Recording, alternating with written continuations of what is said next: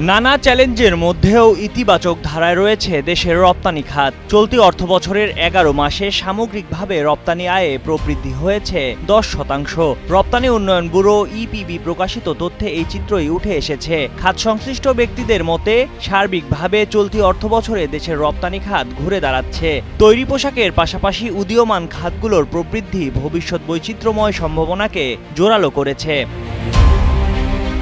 ইপিবির পরিসংখ্যানে দেখা যায় চলতি 2024-25 অর্থবছরের জুলাই থেকে মে 11 মাসেই রপ্তানি আয় দাঁড়িয়েছে $4,494 কোটি, যা 2023-24 অর্থবছরের মোট $4,446 কোটি চেয়ে বেশি। চলতি অর্থবছরে রপ্তানি আয়ের লক্ষ্যমাত্রা $5,000 কোটি।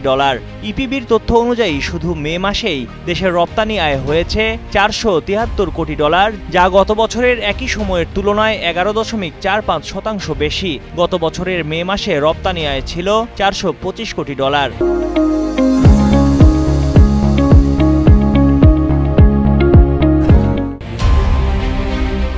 বরাবরের মতো এবারও দেশের শীর্ষ রপ্তানি আয়ের খাত তৈরি পোশাক রপ্তানিতে বড় অবদান রেখেছে। এই খাতে প্রবৃদ্ধি হয়েছে 10.25%। এই খাত থেকে 11 মাসে আয় দাঁড়িয়েছে $3,655 কোটি, যেখানে আগের বছরের একই সময়ে আয় ছিল $3,317 কোটি।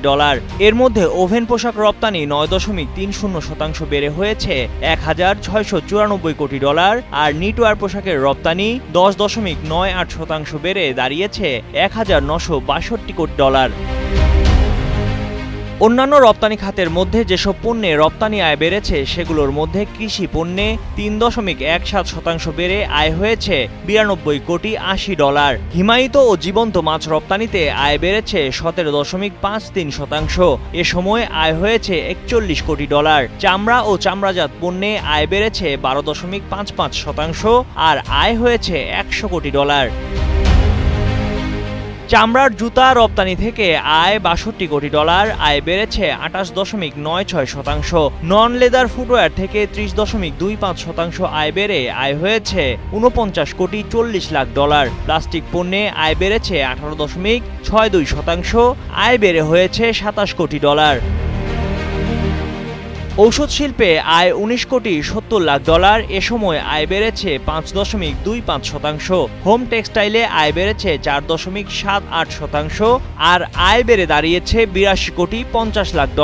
এ সময় পাট ও পাটজাত পণ্যে আয় কমেছে 4.77%।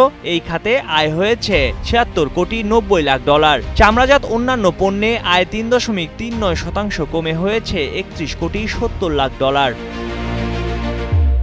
ময়ূখ ইসলাম, কালের কণ্ঠ।